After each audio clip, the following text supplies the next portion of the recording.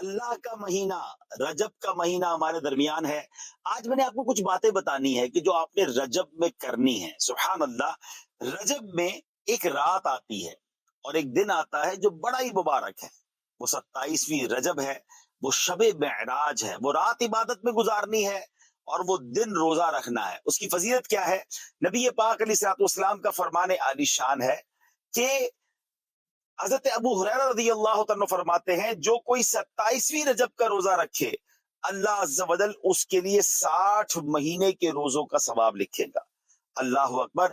اسی تاریخ کو نبی پاک علیہ الصلوۃ والسلام کو معراج شریف کا عظیم الشان معجزہ نصیب ہوا. چنانچہ اس دن جو روزہ رکھتا ہے، نبی پاک علیہ الصلوۃ والسلام فرماتے ہیں رجب میں ایک دن اور رات ہے، جو اس دن روزہ رکھے اور رات قیام یعنی عبادت کرے تو گویا اس نے 100 سال کے روزے رکھے. فرمایا 100 برس کی شب بیداری کی، اور یہ رجب کی 27ویں رات ہے. تو پتہ چلا 27ویں شب کو عبادت کرنی ہے، 27 رجب کو روزہ رکھنا ہے. اب آئیے ہمیں اس رات کچھ نوافل پڑھنے ہیں. وہ کیا ہیں؟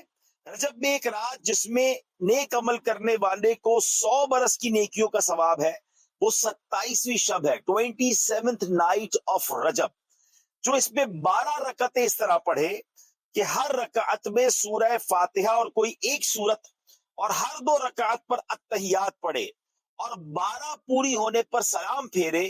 اس کے بعد 100 بار یہ پڑھے سبحان اللہ والحمد للہ ولا الہ الا اللہ واللہ اکبر، اور پھر استغفار 100 بار پڑھے، درود شریف 100 بار پڑھے، اور دنیا اور آخرت میں سے جس چیز کی چاہے وہ دعا مانگے. صبح روزہ رکھے تو اللہ پاک اس کی سب دعائیں قبول فرمائے گا سوائے اس دعا کے جو گناہ کے لیے ہو. تو 27th نائٹ 12 رکعت نفل پڑھنی ہے اور 12 پوری ہونے پر سلام پھیر رہا ہے. ٹھیک ہے، ایک ساتھ 12 رکعت نفل پڑھنی ہے، اور 100 بار کیا پڑھنا ہے؟ سبحان اللہ والحمد للہ ولا الہ الا اللہ واللہ اکبر. 100 بار استغفر اللہ ربی من کل ذنب واتوب الیہ پڑھ لے. 100 بار کوئی بھی درود شریف پڑھ لے، پھر دعا مانگے، انشاءاللہ دعائیں قبول ہوں گی. کسی پریشانی میں ہے، کسی بیماری میں ہے، کسی تکلیف میں ہے، تو یہ رجب کی 27ویں شب کو ٹارگٹ بنا لے. روزہ جب انسان رکھتا ہے تو کچھ نڈھال محسوس کرتا ہے، خاص طور پر جب افطار کا وقت آتا ہے تو پیاس سے زبان سوکھتی ہے، اور بعض اوقات بندہ کبھی کبھی تھوڑی تھوڑی دیر بعد گھڑی دیکھتا ہے کہ اب کتنی دیر باقی ہے کہ جب میں کھاؤں گا، جب میں پی سکوں گا. یا 2-3 باتیں بڑی لطیف ہیں، بڑی خوبصورت ہیں. پہلی بات تو یہ کہ اس میں جو بندگی ہے نا، جو اللہ سے محبت نظر آتی ہے کہ سامنے پانی موجود ہے، کھانا بھی موجود ہے، مگر میرے رب کا حکم ابھی تک نہیں ہوا ہے، ابھی افطار کا وقت نہیں ہوا ہے. اس سے انسان کی اللہ سے محبت چھلکتی ہے کہ بندہ اللہ کو راضی کرنے کے لیے کھانے سے بھی رک گیا، پینے سے بھی رک گیا، اپنی خواہشات سے بھی رک گیا. اور روزے کے فضائل کتنے ہیں، یہ اتنا زبردست نیکی کا کام ہے. یہ پورا جسم سمجھ لے عبادت کر رہا ہے. آپ کی پوری باڈی جو ہے نا وہ اس وقت عبادت میں مصروف ہے، کیونکہ باڈی کی جو نیڈ پوری ہوتی ہے وہ پانی سے ہوتی ہے، کھانے سے ہوتی ہے، اس سے آپ رکے ہوئے ہیں. تو گویا انسان کا پورا جسم اللہ کی عبادت میں مصروف ہے. بدقسمتی سے کئی لوگ ایسے ہم سنتے ہیں کہ روزہ رکھنے میں سستی کرتے ہیں، تو وہ بھی سستی نہ کریں کہ روزے کے بارے میں سنیے کہ کیسے کیسے فضائل احادیث میں آئے. نبی پاک علیہ الصلوۃ والسلام فرماتے کہ بے شک جنت میں ایک دروازہ ہے جس کو ریان کہا جاتا ہے، اس سے قیامت کے دن صرف روزہ دار داخل ہوں گے اور کوئی داخل نہیں ہوگا.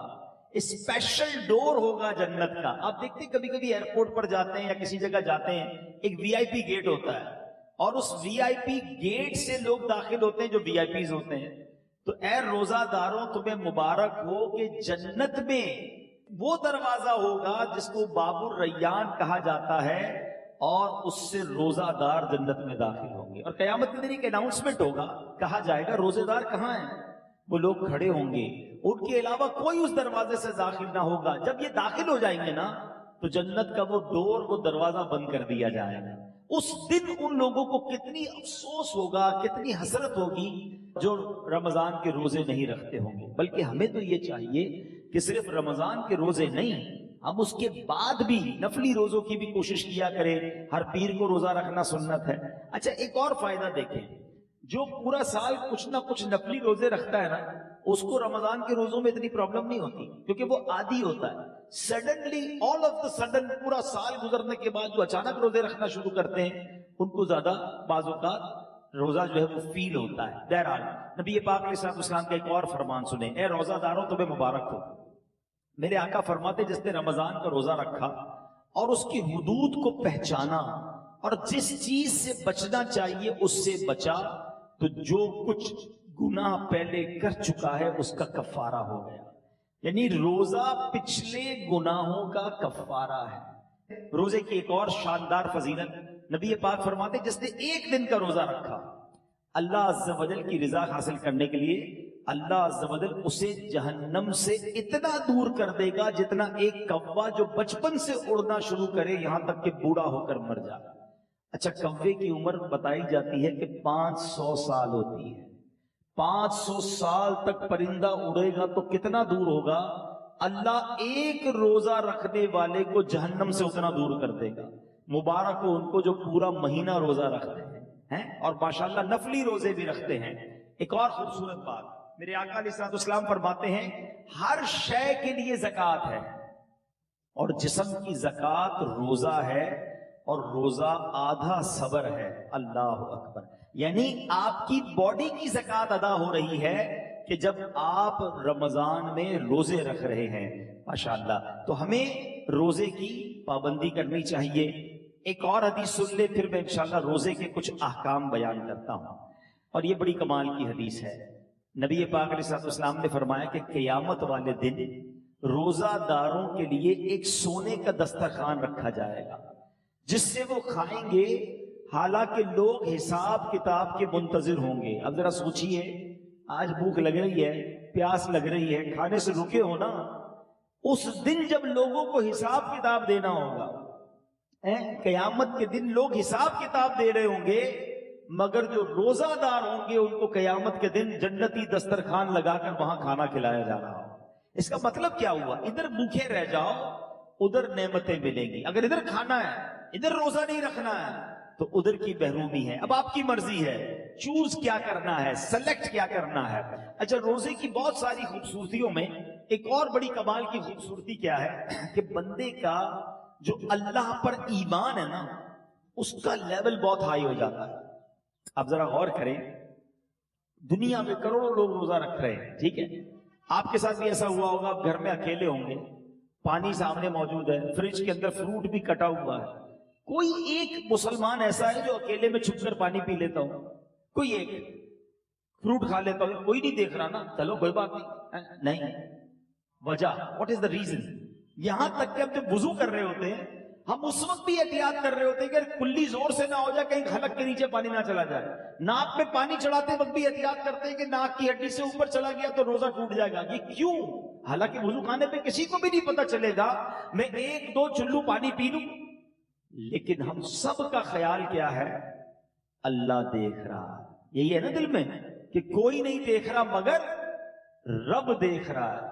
اب ذرا غور کرو میرے پیارے اسلامی بھائیوں، رمضان ساری دنیا کے مسلمانوں کا لیول آف ایمان ادھر لے جاتا ہے کہ تم اکیلے میں کھانا نہیں کھا رہے کیونکہ اللہ دیکھ رہا ہے۔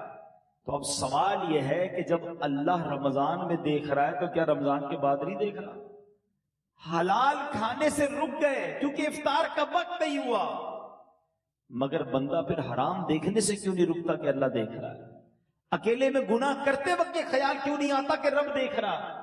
ایکچولی رمضان ہماری پوری پریکٹس کروا رہا ہے کہ دیکھو، جب پورے رمضان تم یہ خیال دل میں بٹھائے رکھتے ہو کہ اکیلے میں کھانا نہیں ہے، پینا نہیں ہے، رب دیکھ رہا ہے، تو پھر رمضان میں بھی اور رمضان کے بعد بھی حرام کماتے وقت بھی سوچو نا اللہ دیکھ رہا ہے، حرام بولتے وقت بھی سوچو اللہ دیکھ رہا ہے، حرام سنتے وقت بھی سوچو اللہ دیکھ رہا ہے۔ تو انشاءاللہ اگر یہ پریکٹس بن گئی کہ اللہ دیکھ رہا ہے تو پھر گناہ کرنے کی عادت چھوٹ سکتی ہے۔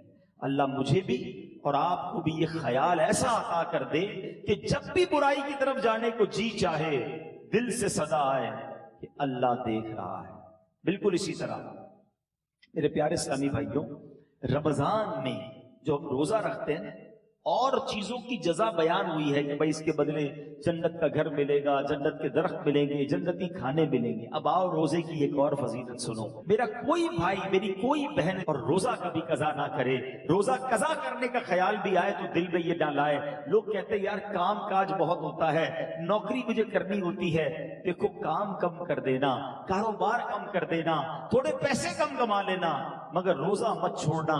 کیونکہ اب جو میں فضیلت بتانے جا رہا ہوں نا، میں نے اب تک کسی اور عمل کی یہ فضیلت نہیں پڑھی ہے. کیونکہ نبی پاک علیہ الصلوۃ والسلام فرماتے ہیں کہ اللہ فرماتا ہے، یعنی یہ حدیث قدسی بھی ہے.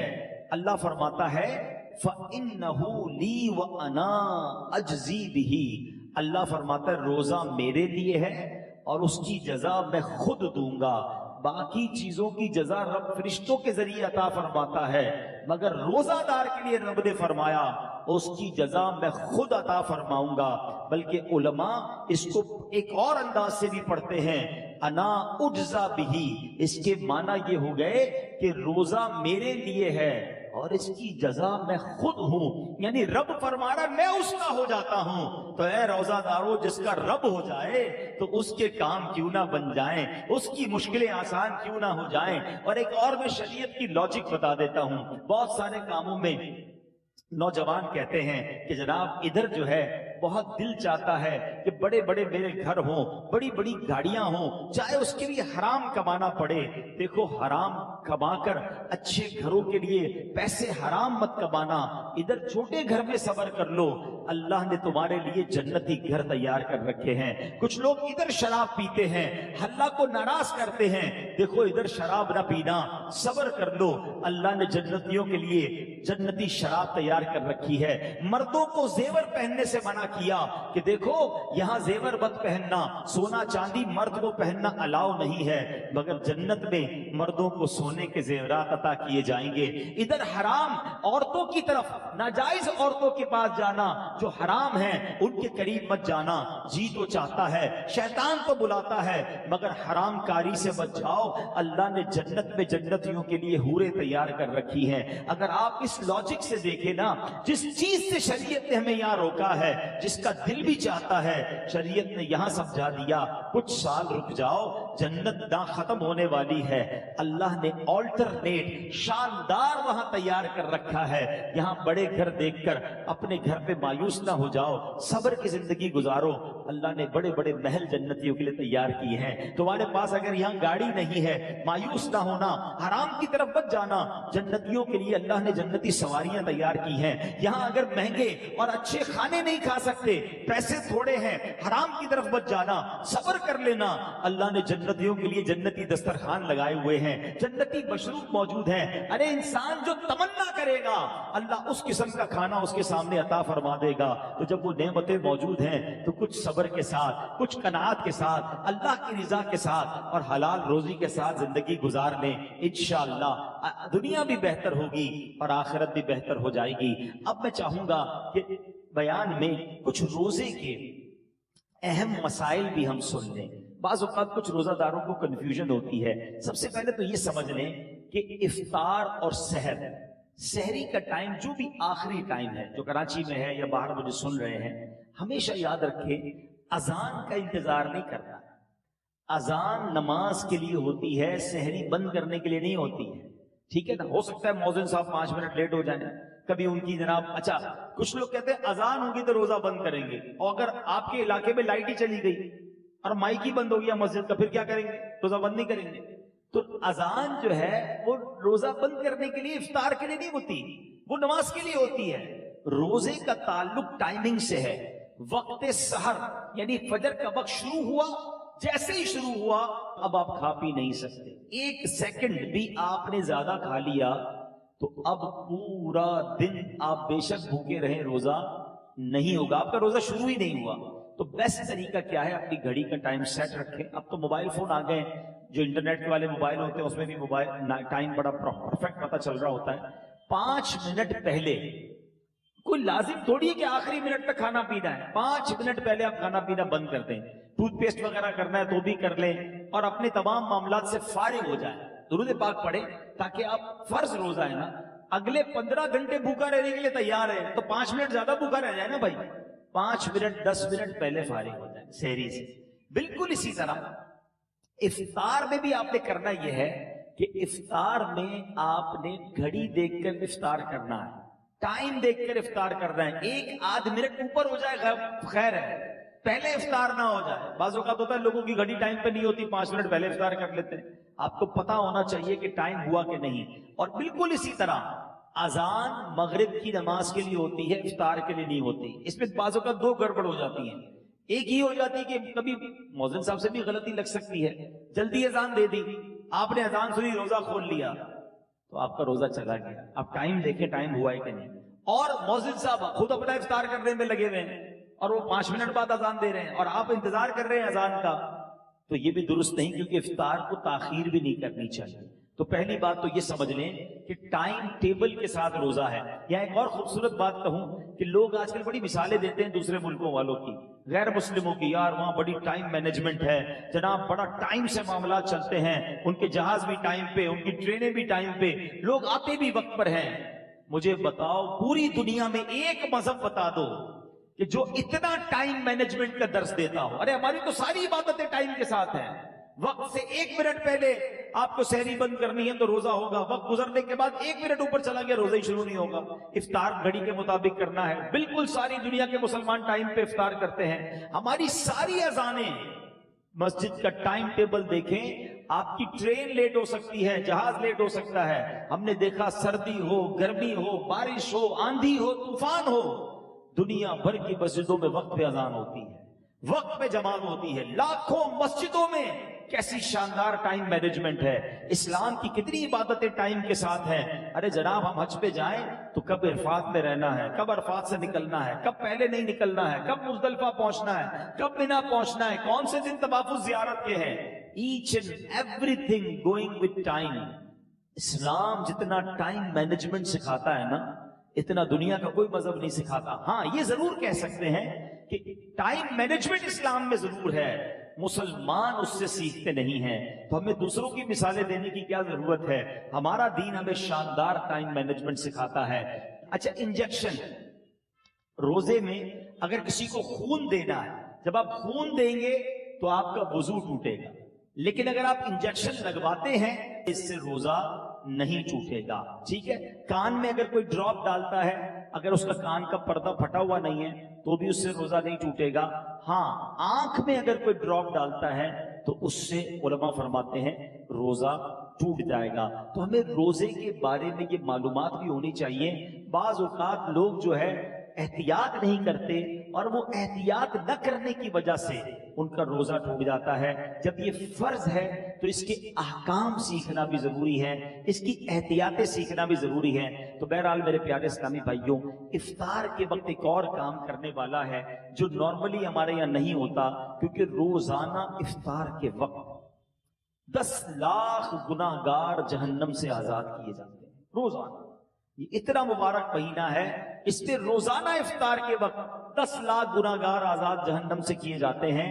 اور جب جمعرات کی رات آتی ہے اور جمعے کا دن آتا ہے تو فرمایا ہر لمحے 10 لاکھ گناہگار جہنم سے آزاد کیے جاتے ہیں.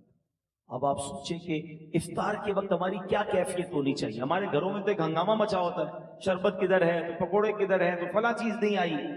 ان آئٹموں کے چکر میں پڑنے کی بجائے افطار کے وقت اے کاش ہاتھ اٹھے ہوں, آنسو بہ رہے ہوں اور یہ التجائیں ہوں کہ مولا آج بھی 10 لاکھ بخشے جائیں گے, آج بخشے جانے والوں میں ہمارا نام لکھ دے. تو جب اس کیفیت کے ساتھ آپ افطار کیا کریں گے تو انشاءاللہ کبھی نہ کبھی تو ہمارا بھی نمبر آ جائے گا. تو آج بھی مدنی چینل پر آپ دیکھیں کہ افطار کے وقت کیا منظر ہوتا ہے.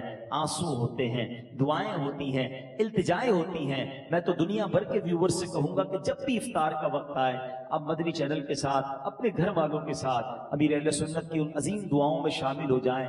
نہ جانے کس کی آمین کے صدقے ہمارا بھی بیڑا پار ہو جائے. تو ہمیں افطار کا وقت جو ہے یہ بڑا مبارک وقت ہے, یہ دعاؤں کی قبولیت کا وقت ہے.